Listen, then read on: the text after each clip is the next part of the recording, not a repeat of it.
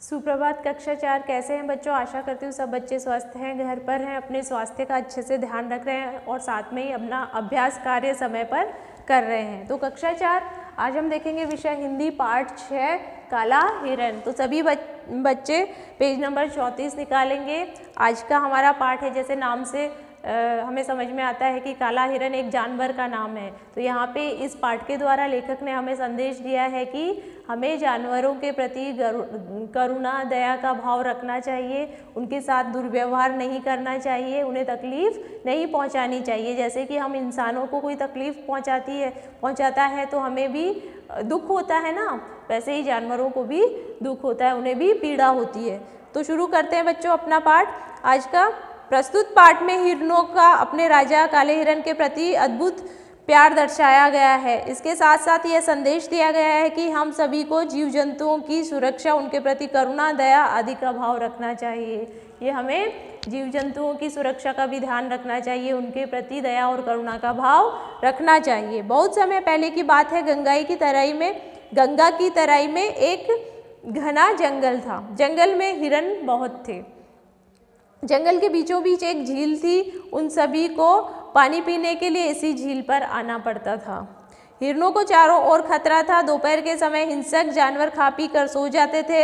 हिरणों के लिए पानी पीने का यही समय सबसे अच्छा था। तो जो हिरणों का जो झुंड था, उन्हें क्या था, जंगली जानवरों से खतरा था कि वो कभी भी अगर पानी पीने के लिए किसी भी समय पे जाएंगे तो कोई भी जंगली जानवर उन पे हमला कर देगा। इसलिए वे उस समय पे पानी पीने के लिए जाते थे जिस समय पे बाकी के जो खतरनाक जंगली जानवर थे वो खा पी के सो जाते थे। हिरणों के लिए पानी पीने का यही समय सबसे अच्छा था। जंगल में हिरणों के कई झुंड थे। सबसे बड़े झुंड में 50 हिरण थे। इन हिरणों का सरदार काले रंग का था। काले हिरण बहुत कम रह गए थे। इस काले हिरण का छोटा सा परिवार था। काला हिरण, उसकी पत्नी और 2 बच्चे। तो देखो बच्चों, ये जो जानवर होते हैं ना, इनका भी परिवार होता है। जैसे इस हिरण का परिवार था, उसकी पत्नी थी और उसके 2 बच्चे भी थे। काला हिरण अन्य हिरणों से ज़्यादा दौड़ सकता था, वह बुद्धिमान भी अधिक था, वही हिरणों के झुंड का सरदार था। तो ये जो काला हिरण था वो सबसे तेज दौड़ सकता था, बाकी हिरणों की तुलना में सबसे तेज दौड़ सकता था और उसमें बुद्धि भी अधिक थी, बुद्धि चातुर्य भी अधिक था। वही हिरणों के झुंड का सरदार था। काला हिरण देखने में अद्भुत लगता था। उसकी चमकीली लाल लाल आंखें बहुत सुंदर थी। एक दिन एक अजीब घटना घटी। जंगल में शिकारियों का एक दल शिकार खेलने आया। काफी खोज करने पर भी शिकारियों के हाथ कोई शिकार न लगा। दोपहर का सूरज तप रहा था। प्यास के मारे शिकारियों का हाल बुरा था। तो अब क्या हुआ, एक शिकारियों का दल जंगल में आया और वो शिकार की तलाश में इधर उधर भटकने लगे, लेकिन उन्हें कोई शिकार नहीं मिला। अब ये शिकारी क्या हुआ, परेशान हो गए और उन्हें प्यास भी लगी थी। अब प्यास के मारे वो इधर उधर पानी की तलाश में घूमने लगे। वे पानी की तलाश में इधर उधर भटकने लगे। एकाएक उन्हें झील दिखाई दी। शिकारियों की जान में जान आ गई।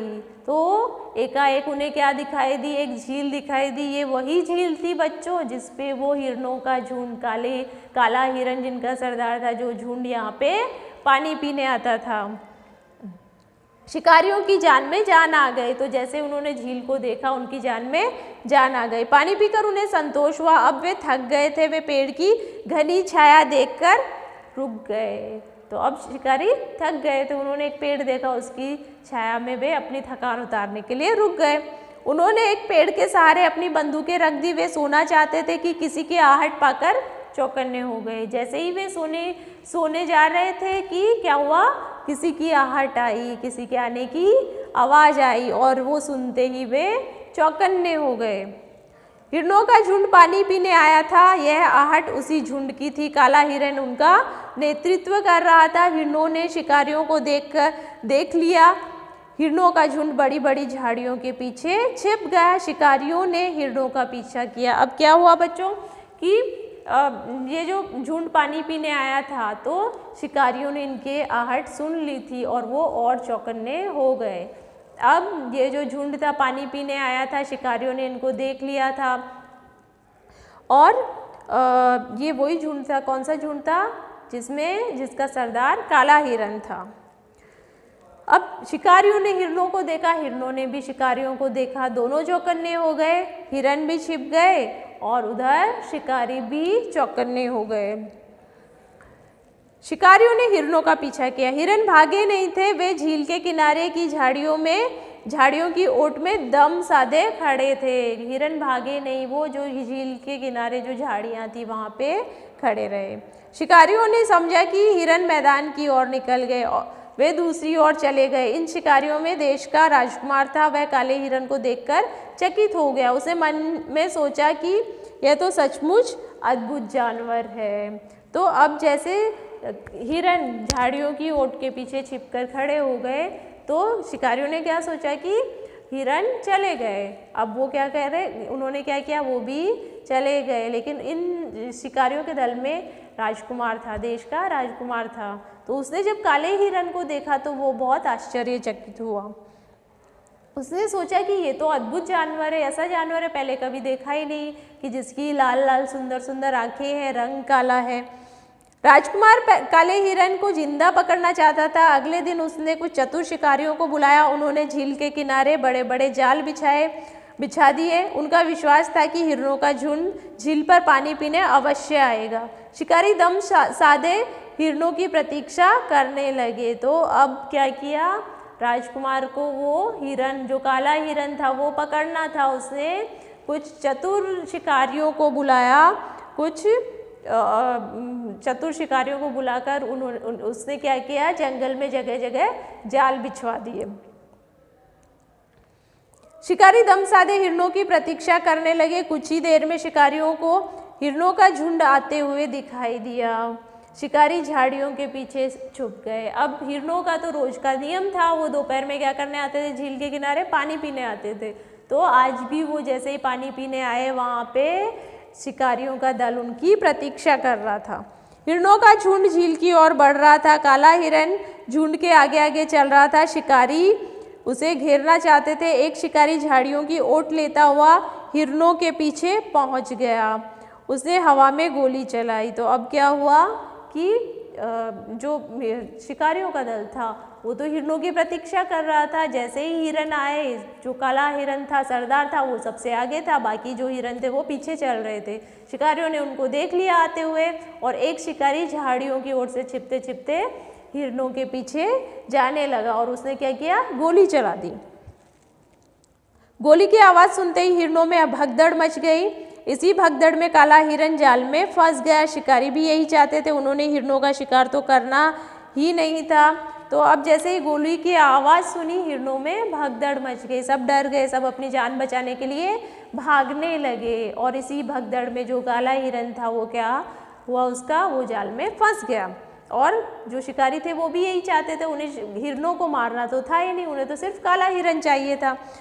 राजकुमार बाकी हिरणों को भगा देना चाहता था, पर वह यह देखकर हैरान रह गया कि काले हिरण को जाल में फंसा देखकर बाकी हिरण भागते भागते रुक गए। तो यहाँ पे एक अद्भुत घटना देखने को मिली कि जब काला हिरण जाल में फंस गया तो बाकी हिरण जो थे, उन हिरणों का जो झुंड था वो भी भागते भागते रुक गए। उन्होंने जब देखा कि उनका सरदार मुसीबत में है तो वो जो हिरण थे वो भागे नहीं, वो वहीं पे रुक गए।